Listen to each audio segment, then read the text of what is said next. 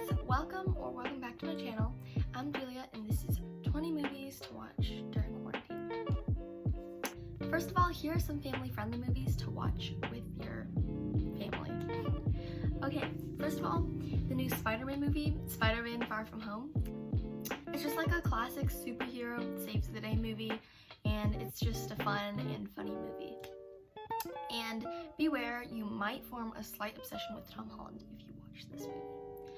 Okay, second movie is Wonderwoman. It's another superhero movie, but it's definitely a little bit more action war than Spider-Man. And it's basically about Wonder Woman, or Diana, her name is. She's an Amazon warrior and she goes out to fight war and finds her full potential power stuff. So that's fun. Okay, third movie is Jumanji. Both the original and the two remakes are great movies, and it's basically about people who play a board game, and in the old one everything just turns out to be real when you roll the dice and stuff, and in the new ones you get sucked into the game where you have to save the game and stay alive in order to get out. And this is just also a fun and adventurous movie. Number 4 is The Darkest Minds. It's basically about a world where kids have superpowers and are arranged into different levels of powerfulness, and they're imprisoned by adults, and the kids with the higher powers are killed because they're dangerous. It's basically about a girl who has really high powers. It's basically about a girl who has really high power levels.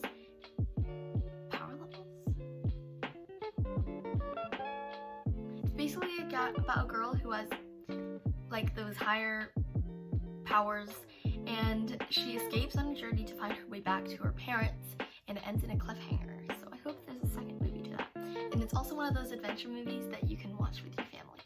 Okay, so the 5th movie is Murder Mystery, and it's basically like a comedy murder mystery thing about a couple who goes on vacation and gets invited on a ship with a bunch of rich people that they don't know, where they witness multiple murders, get framed, and try to figure out who the murderer is.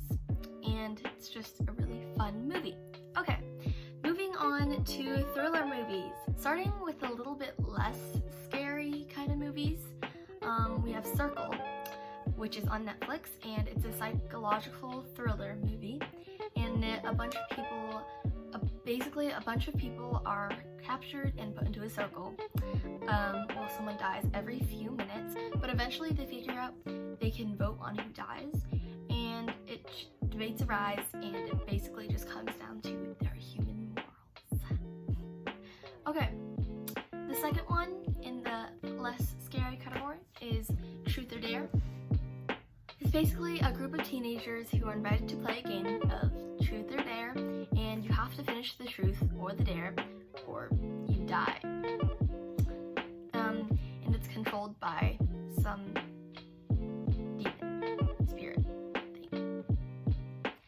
Okay, some of the depictions are scary, but it doesn't have a very deep concept, so it's not that scary. Another less scary movie is Happy Death Day, and it's about a girl who wakes up on her birthday and gets murdered, only waking up again on the same day, and again on the same day, until she stays alive and figures out who her murderer is and stops them. And there's also a number 2 to this, but I think the original one's better. And although the concepts may seem scary, the element of comedy and romance are played into it, so it's not that scary in my opinion.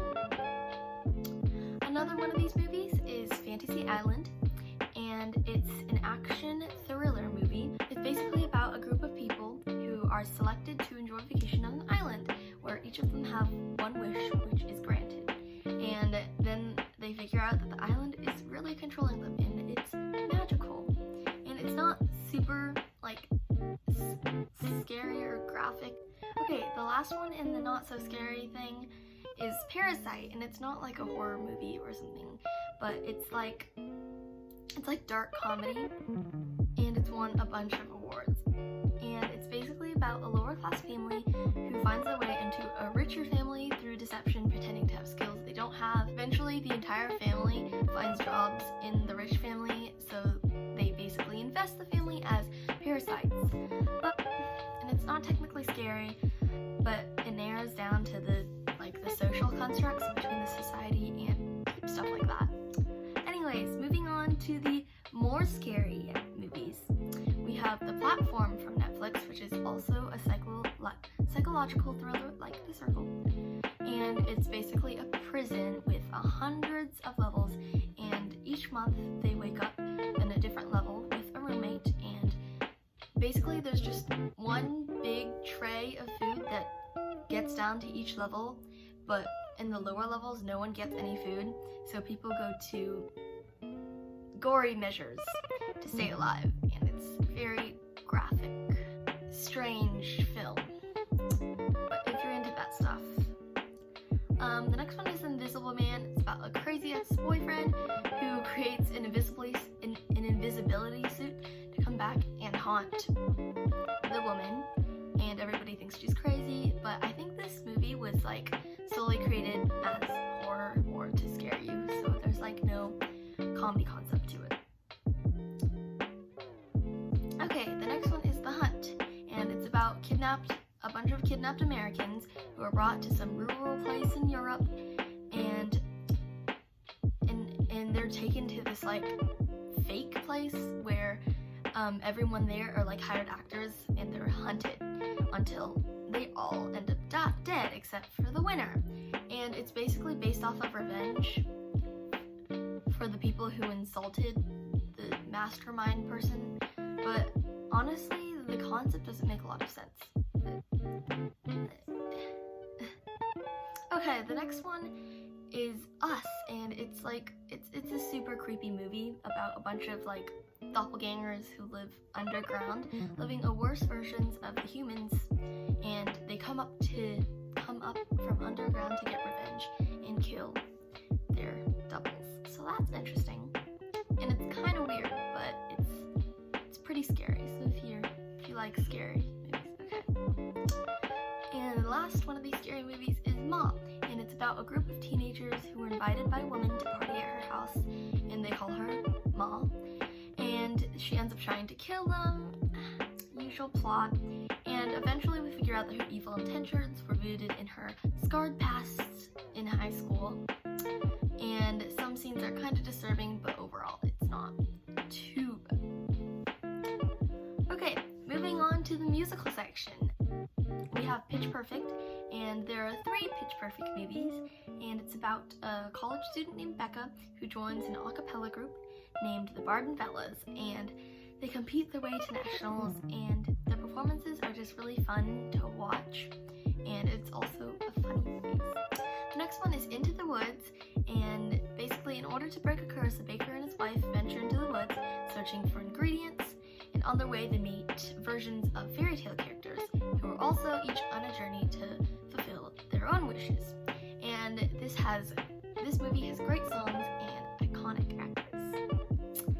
The next movie is The Greatest Showman. Showman. Okay. And it's about a guy who, after multiple career failures and an interest for publicity and performance, creates the greatest show in the world featuring unique performance and grand acts. And it's a great family movie. The next movie is The Sound of Music, and it's a really old movie about a woman named Maria who finds herself governess of a large family and teaches them the wonders of music. And it's just a classic musical that everyone should watch.